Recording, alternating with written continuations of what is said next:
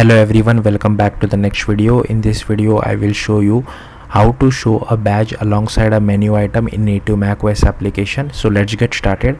I have already made few tutorials on how to create a menu item, so I won't go into that details, but I'll quickly show you the output. Here is my app running, and if I click at the top, here is my custom menu which I have created called my menu. And if I click on it, for every menu item which has been displayed, I am displaying some kind of a badge. So there are different ways. All these items which you are seeing, like 5 different items, there are 5 different ways to show these badges. So let's get started. So firstly, I have created a native macOS application using Xcode. I am using Swift along with AppKit, but if you want, you can use Swift UI as well. So all the thing which we have to do is will be inside this app delegate. So just open the app delegate, and inside this application did finish launching. Here we get hold of our main menu. Once we have that, we create our ns menu item.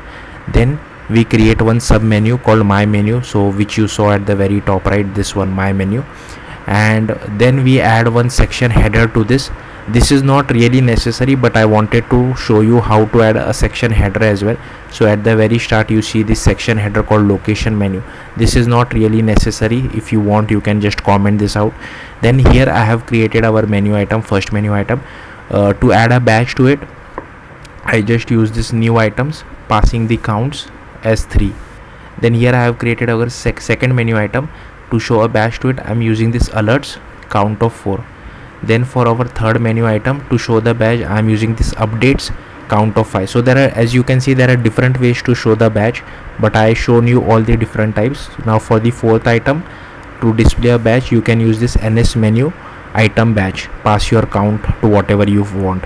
And for the last item, here you, as you can see, I'm using this ns menu item badge, but here we are passing string. Then we are adding it to our sub menu, then assigning our sub menu to our new menu item, then adding the new menu item to our main menu.